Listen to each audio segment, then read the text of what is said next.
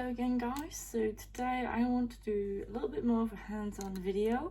I already have one video where I kind of talk about cleaning pens and reinking them, but this video I actually wanted to kind of show how I clean some of my pens because I happen to have run through the ink in 3 of my pens during these last 2 days. So I have 2 Sailor Procreate Slims. One is the limited edition ocean color, and the other one is the limited edition blue dwarf color. Broad nib, medium nib, great pens, ran out of ink in them, very excited. I have converters in them.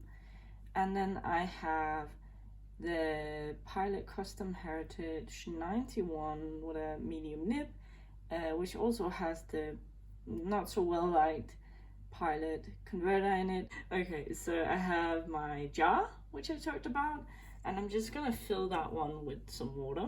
Okay, so it's important, I think, to use not very warm water. I think if you're someone who's used like brushes, right, for painting or the like, you know that you shouldn't clean brushes using too warm water. Because the glue in the ferrule can come loose and then you start having a shedding problem. And I think similar precautions probably need to be taken when cleaning things like fountain pens. There's all the plastic components, so on. If you use very hot water, I don't know how that will affect it, and I found that like cool water works fine. So I just like to be a little bit more careful in that area. Alright, so here's my jar of cold water. I'm going to start with this one, which had Klingner Schmaragdgrün in it. And I'm just going to open it up. As you can see, the converter pretty much empty. I really like these Sailor converters also. So I always first kind of tend to try and get the most of the ink out by just like doing this, and oftentimes there's not really enough ink for it to actually drip out of the pen. So then what I do is I'll do something like this, and as you can see, color came out. A lot of the ink that's stuck in the feed of the nib kind of comes out by doing this, but I will say it doesn't get all of it out. It's usually just kind of like a first step, right? And then and kind of go up again, try and see if you can get anything out. There's some bubbles, but it's not really that much. Just do this, and then what you can do is, right, you can go into water and you can like screw the piston up and down, and it will draw up ink into the chamber, right? Like it'll draw water into the chamber of the converter. And that water will be dirty because of all the ink that's in it, but it will be slightly diluted, and you can keep going that way, going like back into the sink, right? And that is a way of cleaning your pens. I find that it's actually really annoying to do it that way because you know the piston converter doesn't take up that much ink at once. Oftentimes there's additional ink stuck around the converter that does not get flushed out this way, and it just takes a lot of time, and it's like a tiny thing you're fiddling with. I don't really like doing it, so I'll take out the converter, which has some ink, and I'll just quickly try and get the converter to be semi-clean. Okay, already it's much more diluted.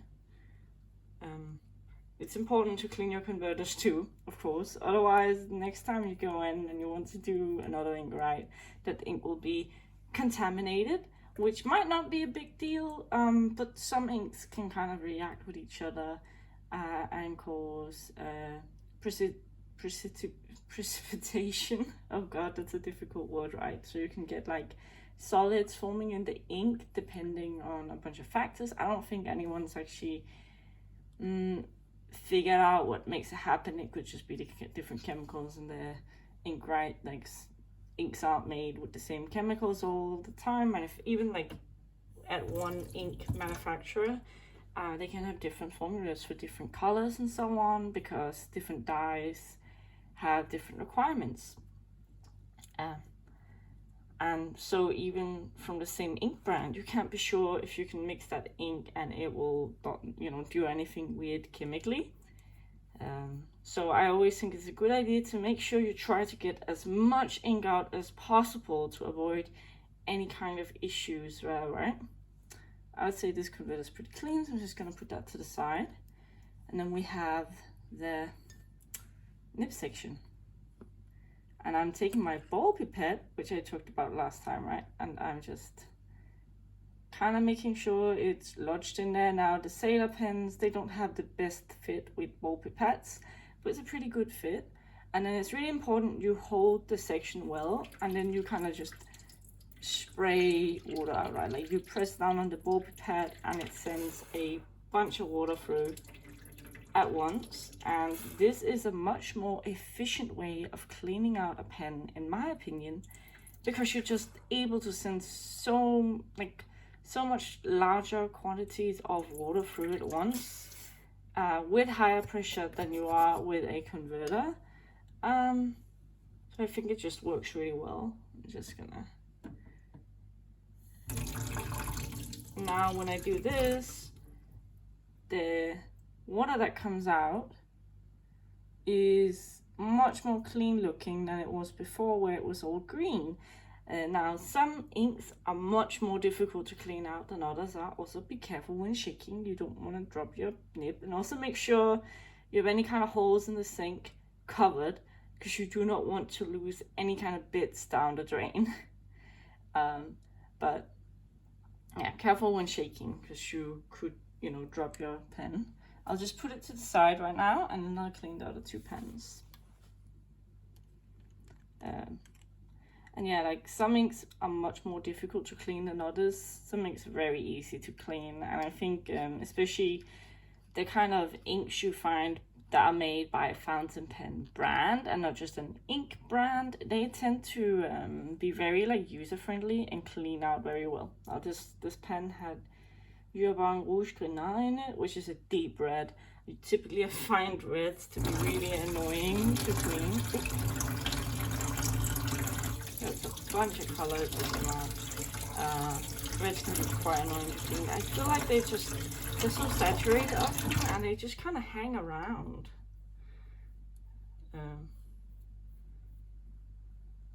Man, look.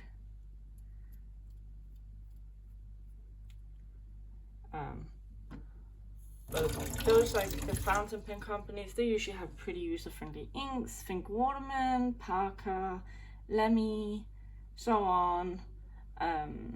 They're pretty user-friendly inks, and inks that are usually suitable for vintage pens, though sometimes you gotta be a bit careful. Like Pilot, right, they have that standard line of inks, just the normal Pilot inks like Pilot Red, Pilot Blue Black, Pilot Black.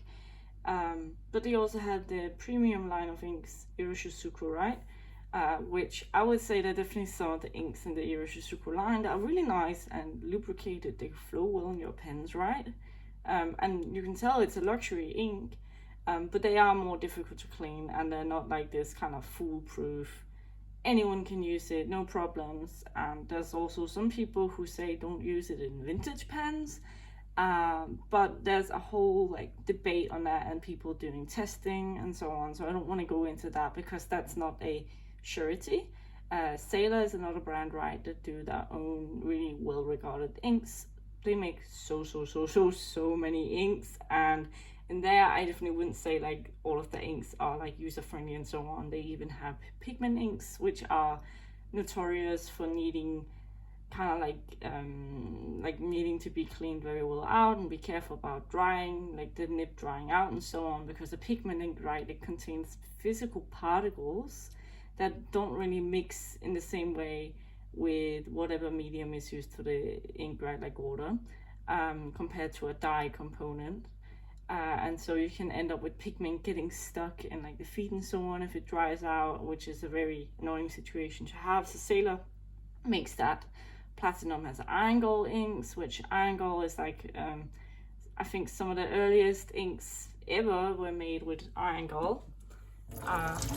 So they're like these acidic inks that uses an iron compound that kind of like precipitates when you're writing with it, and turns dark, and they're kind of known for being a little bit more permanent in terms of water fast, like how water resistant they are and so on. Though I will say they're not necessarily light fast. Like they can fade when exposed to light.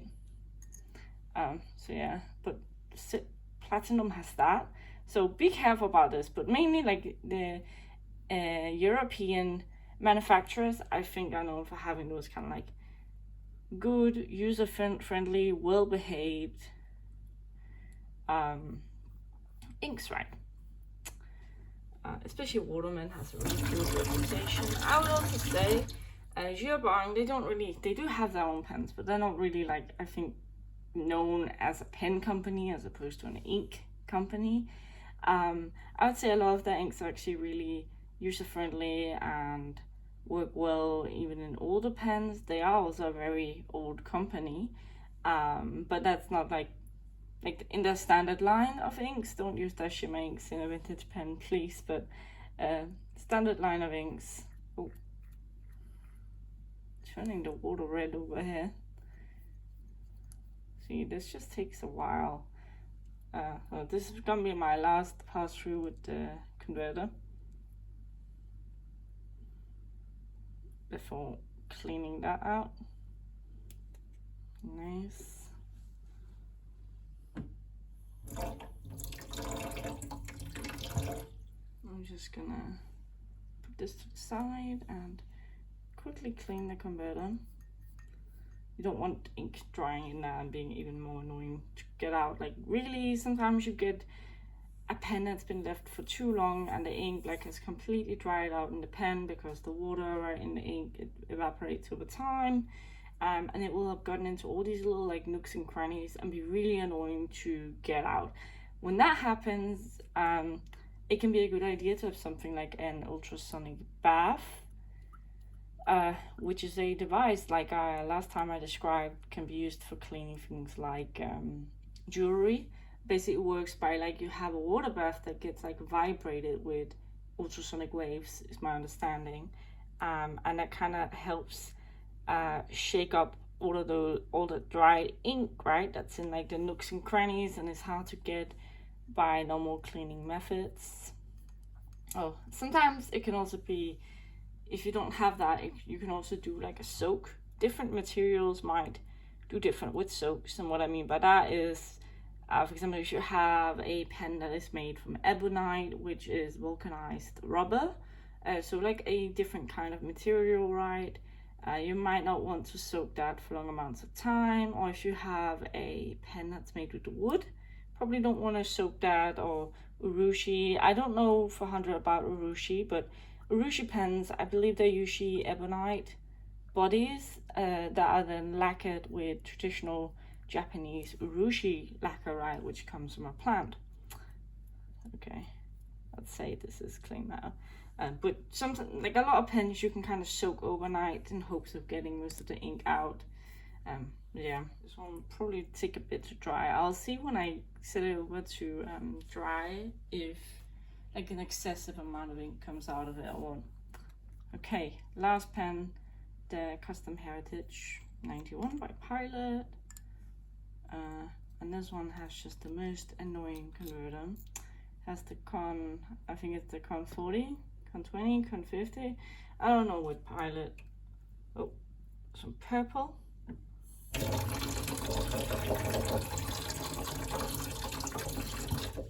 And I'm gonna try, right, to do this.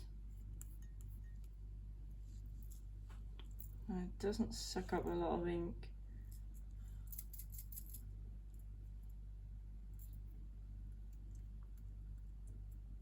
Oh, my sink is just purple now.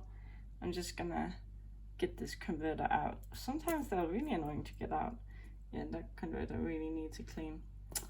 Okay, now I just have the nib section, I'm gonna take my ball pipette, gonna put it on the section, and then I'm gonna just press it out. And as you can see, there's a little bit of water that's coming up here. That's because it doesn't have a great fit in the section. Also, sorry if it's not completely in focus. This is a very saturated ink. That's another thing. Be careful with shimmer and sheeny inks. Sheeny inks are usually super saturated. That's, you know, part of what makes them sheen is like the concentration of dye. And the more dye you have, the more annoying it typically is to get out of the pen again. Whoops. And shimmer ink, just like pigment, right? Shimmer is particles that are suspended within the ink, right? Those can also sit in all kinds of places. It's kind of like if you've been using craft glitter at home. You know, that stuff, it gets everywhere and it will be annoying to clean out. It's kind of like the same deal with shimmer ink. Oftentimes, you know, I clean a pen that had shimmer ink in it, and then I, you know, let it dry, refill with another ink, and then sometimes you get like some shimmer that comes out even though you feel like you cleaned it really well. Sometimes you'll just be suddenly like, oh, my writing is now shimmery. It's because shimmer inks, they are hard to clean. It's hard to get all those particles out. Anyway, that's, I think, pretty much that for the cleaning part. And now I'm just gonna take paper towel in the jar, right? And I'm gonna put the nibs inside of the jar so that they're like lying down with the nib, like kind of on the paper towel, so they can drain, which I'm showing right here. And I'm just gonna let them do that for a while. Look, already that one cleaning out because the ink that was in it, lamiacerite, pretty saturated. So it's just hanging out there for a while. Anyway, that's it for this part. I'll see you when we are reinking them. Hey. Alright, so I'm back now. The next day, ready to refill these pens with some inks that I've chosen. So I was kind of just going for inks. It's like, oh, that'll look nice, or that flows well. I want to try this ink in that pen. So the inks I ended up choosing, here you go, is Palette Iroshizuku Asa-gao. It's a classic deep blue color that I haven't tried that much. I've only tried it in one pen so far. So I was thinking maybe that'd be nice, and I don't think I have that many pens with blue ink in them right now. Because sometimes what happens is that you end up with like 15 pens that have like a variation of blue in them. And it's just a little bit too much for me personally. And then I try to balance it out, and then suddenly I don't have any pens with blue ink in them. So yeah. Then I have Herbin bouquet tan. Oh god, I've practiced saying this and I just can't. Bouquet of yesteryear or something like that. Whoops, don't drop your bottle. I think my pen's okay. And this is a really beautiful muted rose color. And I was just thinking that'll look really good. Though most of the pens like nibs I have to ink are like on like medium size nibs. So they're going to put down a bit of a finer line, especially since they're Japanese. So this might look a little bit light, but I'll work with it. It's a really good color. I've used it in the past and really liked it, though that wasn't a broad nib. And then I have a sample I was sent by a friend. This is, I can never remember, it's TAG Stationery, which is a stationery store from Japan. I think they're in like Kyoto, and they have their own inks. They have the kyo-no-oto inks and the kyo-no-oto inks, I believe, or oto, kyo-no-oto, I think. And then they have like fumisome, and they have a lot of ink lines, and it's always confusing which is from which. So this is Hisoku, sample I got from a friend, and I'm not actually sure how easily you can get Hisoku, but I have a sample of it. It's a muted, light, kind of dusty teal blue color, and it's really beautiful. So I'm gonna fill my pens with them, and I decided the pens I'm gonna fill is I'm gonna put palette iroshizuku in the palette Custom Heritage 91. Then I'm gonna put Hisoku in my Sailor Bouquet Slim Ocean with the broad nib. This is a pretty dry ink, so I was thinking maybe it'll go well in the broad nib. And then I'll put Bouquet Dantan in my Sailor Bouquet Slim Blue Dwarf with the medium nib. Because if I remember correctly, this ink is a little bit more wet than this one. I was thinking a wet ink is gonna work better in a broader nib, but we'll see.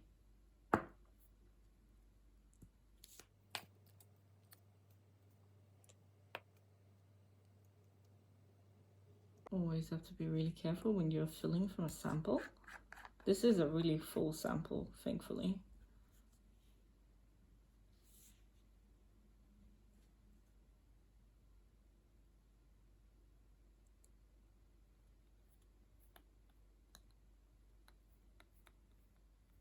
Okay, so first pass, you kind of just fill the feed, right? The feed gets saturated by ink, and that's why not a lot of ink is getting into the converter at first. And then you do your second fill, and a lot more ink will go into it. And then if you keep going, you should end up with a pretty full converter, but I'm fine with this. Like I said, I don't mind having to change inks. So always have a paper towel nearby or a rag so that you can kind of just like clean up the section after filling. Okay, yeah, this gives kind of an indication of the type of color it is. It looks much lighter on paper, I will say. Oh, I'm excited. I'm just gonna find the body.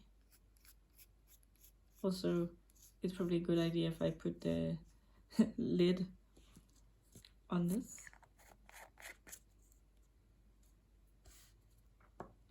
Just because you don't want any spilling.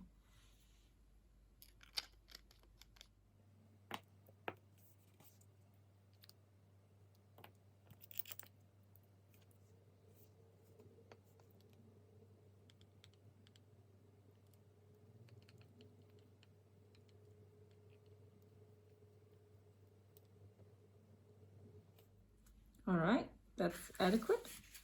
Again, didn't fill the converter completely. I don't mind. Since I have the semester start at the beginning of September, I probably want to be using this pen in school because it's a really good writer for doing notes, right? And I would probably want a deeper color then. So I don't mind this because I'll probably be able to empty the pen before school like really starts going.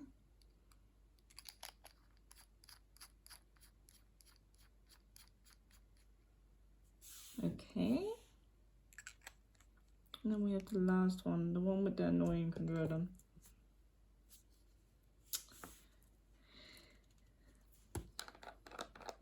These iroshizuku bottles are just great. Oh, there's an ink bubble.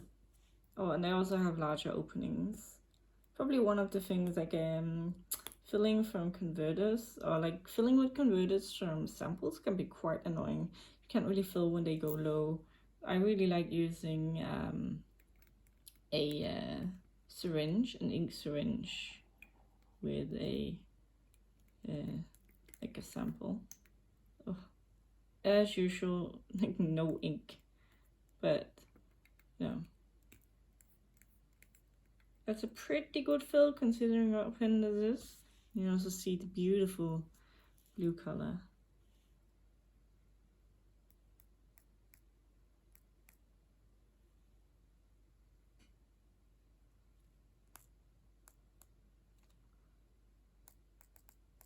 This is just to try and get a larger fill. Oh, that didn't do much though. Whoops. And there you go. This is why I don't like this because when you try to do that to get more ink into it, you get ink spilling everywhere. Okay. Get back into the bottle. Oh, this is so messy. Okay. I'm just gonna remove some of the ink around the opening and on the nib. The section is full of ink.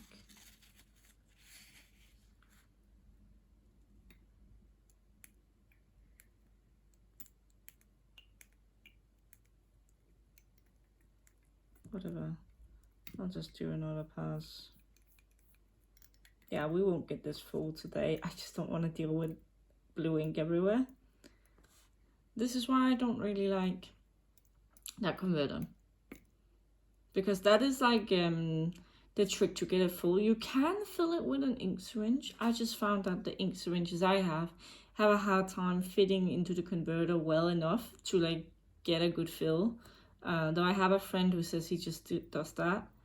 So it is possible, and I don't know if he has a different converter or like ink syringe, sorry, than I have, but I just find it a little bit too bothersome either way. So preferably I'd actually use pilot pens with cartridges, and that's what I've done a lot in the past. But yeah, and this grip is full of ink.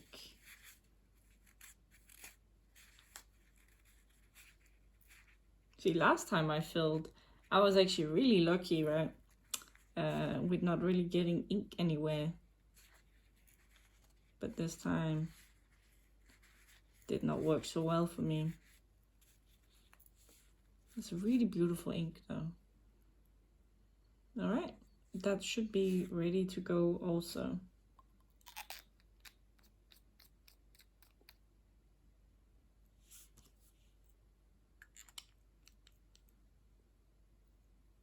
Tried to wash my hands, couldn't really get a lot of it out, but I wasn't using like a brush. So if you do get ink on your hands, repeated scrubbing should be able to get it out, or just like, you know, washing your hands a lot. Sometimes ink may hang around in your hands for like a day or two. And yeah, you can try and scrub it out. It's not the worst thing that can happen. It'd be much worse if you get it on like any kind of furniture that's difficult to clean, of course. Anyway, I'm gonna try and do like a little writing sample. So again, I haven't really been using this one enough. See, this is July. July is basically empty. What day is it today? It is the 12th. So yeah, I'm just gonna use yesterday though.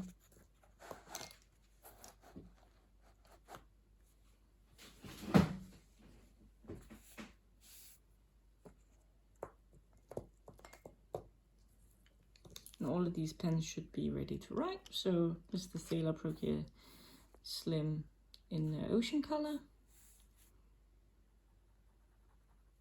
Okay. And this is why I don't know if it's the kyo-no-oto or the kyo-no-oto or what it is. Look at this color. It's so beautiful. And it's working really well in this pen. I would actually say it matches the body of the pen pretty well. Also, sorry for any lighting changes. It's one of those days where it's mostly sunny outside, but there is some cloud coverage. I actually think this ink matches pretty well, and it's really beautiful in this nib. Sailor Pro Gear Slim B, and then that's pretty wet. See, this is why I was like, this will work well in this pen, won't it? Really like that. Please don't have ink everywhere. Okay, that looks okay. Ooh, yes. And this was Pilot This is the pen that's super wet but has some baby's bottom problems. So this one has baby's bottom, which basically just is when the manufacturers really want their nibs to be smooth. It's a pretty big thing for a lot of people. A lot of people in the fountain pen community like smooth nibs.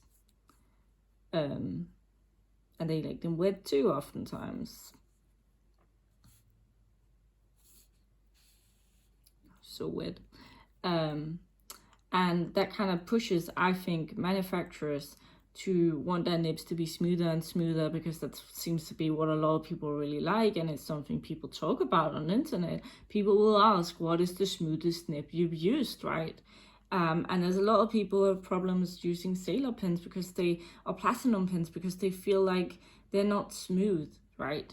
They don't have that nice, like, smooth experience where you feel like the pen just gliding over the paper.